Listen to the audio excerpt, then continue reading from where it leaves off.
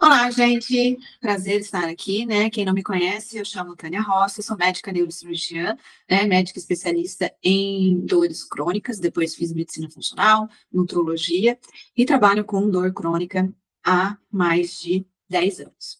Em 2010, comecei a prescrever cannabis medicinal, então já tenho alguns anos aí, uma bagagem para poder ter um pouco mais de propriedade para falar o que funciona, o que não funciona, o que é mito, o que não é mito, e sempre baseada em evidência científica. Então, hoje eu trouxe para vocês um pouquinho falando principalmente do uso da cannabis medicinal na proporção de 1 para 1 dos óleos, né, ricos em CBD e THC.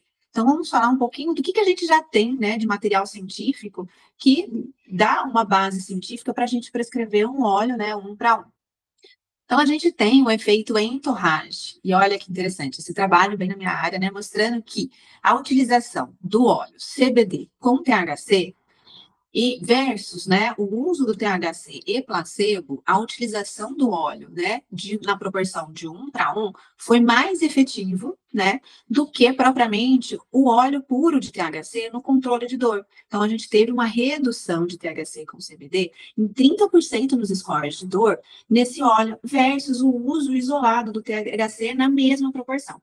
Né? Nesse trabalho, eles utilizaram 8 miligramas de THC e 10 miligramas de CBD no óleo, e no THC isolado eles usaram o 8 miligramas. E compararam que a utilização, então, do óleo associado tem um efeito, né, muito mais exacerbado no controle da dor e também na redução do uso de opioides.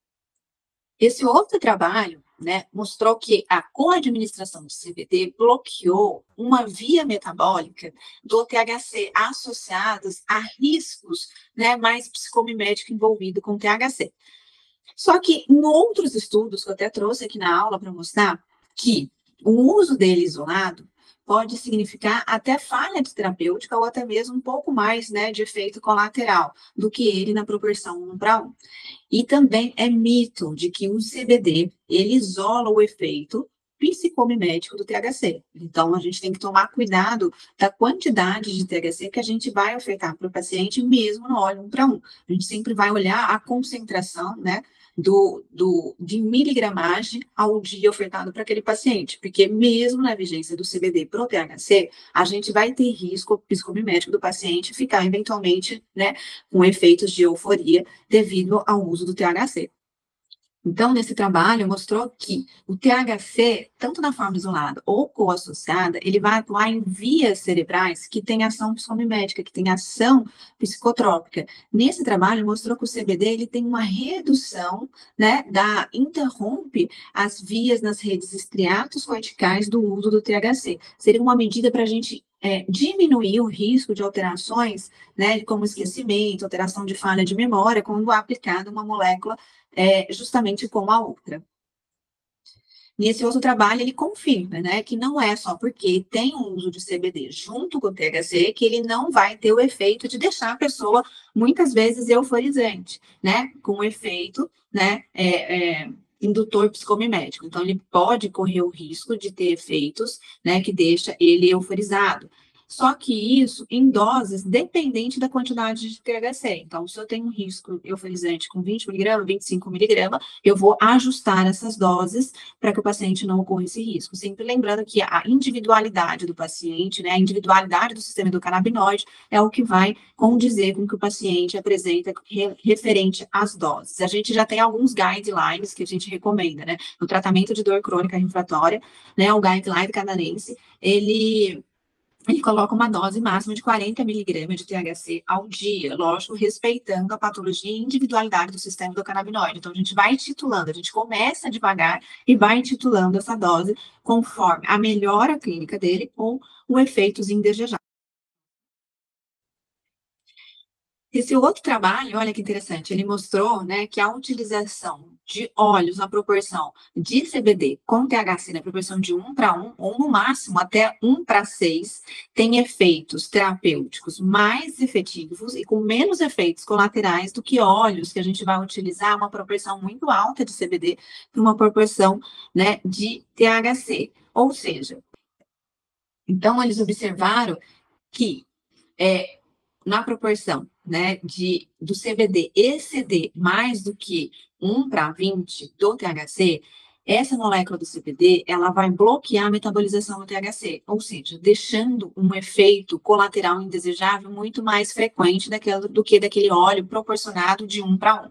Então, se eu quero ofertar para o meu paciente, por exemplo, 20 miligramas de THC, num óleo que está enriquecido, 20 miligramas de THC, com óleo de 200 miligramas de CBD, os efeitos colaterais de alteração cognitiva, memória, frequência cardíaca e pressão arterial vai ficar mais exacerbado com esses 20 miligramas, né, de THC associado ao CBD, versus se eu estivesse utilizando um óleo de 1:1, 20 miligramas de CBD para 20 miligramas de THC, justamente pelo CBD bloquear a metabolização e ficar muito mais tempo circulante a forma ativa do THC, então dando esses efeitos indesejados.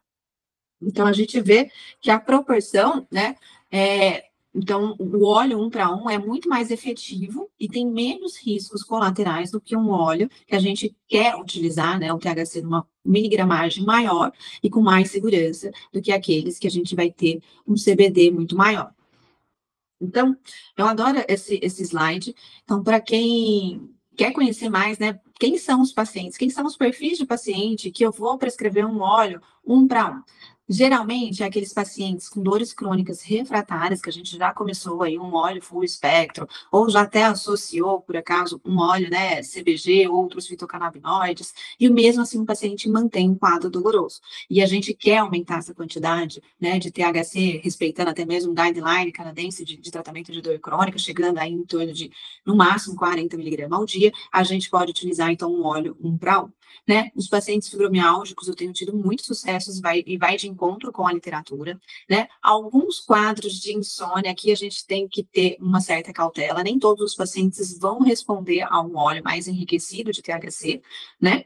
E também lembrando que o CBD, ele aumenta o tempo de vigília. Então, quando a gente pensar em dar algum óleo para esse paciente que vai tratar, né, um distúrbio do sono, um óleo 1:1 pode ser mais interessante do que um óleo full espectro, que eu vou ter um predomínio de CBD, por exemplo, aumentando esse tempo de vigília, né, que é a fisiopatologia.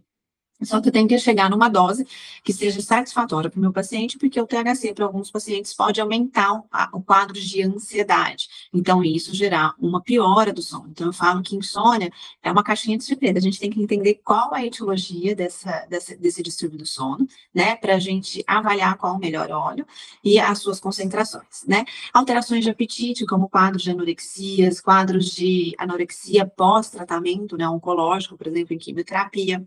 Alzheimer, também a gente está vendo uma boa resposta. O óleo 1:1 é significativamente um óleo bem indicado para alguns pacientes idosos, né, que a gente vai conseguir usar uma quantidade de miligramagem de THC que tem uma ação no controle de impulsos emocionais, como agressividade, irritabilidade desses pacientes com quadros demenciais mais graves, tá?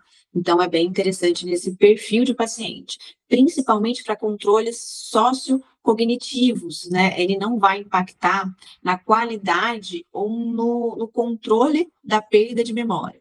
Ele vai controlar principalmente comportamentos desse grupo de paciente, né? Nos pacientes oncológicos, né, a gente pode indicar o óleo 1:1 para controle de dor, controle de náuseas, né, controle de sintomas em tratamento de quimioterapia, neuropatias pós-químio, refratário a tratamento clínico, né, quadros de caquexia, e está aumentando vários estudos também acerca de distúrbios do movimento, principalmente com Parkinson, né? Além da gente observar uma ação do THC significativamente nos núcleos da base, melhorando principalmente os sintomas não motores da doença de Parkinson, alguns trabalhos já têm mostrado que talvez no futuro a gente vai ver alguma melhora, né, também nos sintomas motores, mas é isso ainda a gente não tem muita comprovação, né, científica, e a gente sabe que o Parkinson ele vai ter vários outros sinais e sintomas não motores, como distúrbio do sono, dores crônicas que tem uma dor mista de predomínio misto, tem uma dor nociceptiva, tem uma dor neuropática, tem uma dor nociplástica que acompanha esses pacientes.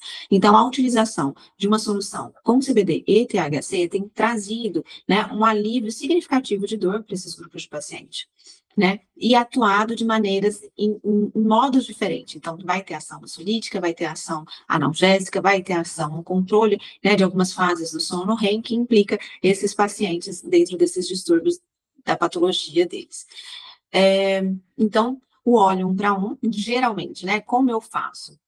Normalmente os pacientes, a gente entra sempre com um óleo full espectro, ou um óleo full espectro direcionado para algum predomínio de um fitocannabinoide, né, que a gente tem agora diversas titulações diferentes no mercado, e quando o paciente, né, apresenta uma refratariedade ao tratamento full espectro, uma das opções é a gente mudar as concentrações entre esses fitocannabinoides, né, que esse efeito enturragem entre eles, a gente pode observar uma mudança terapêutica que a gente não estava observando antes no óleo full espectro.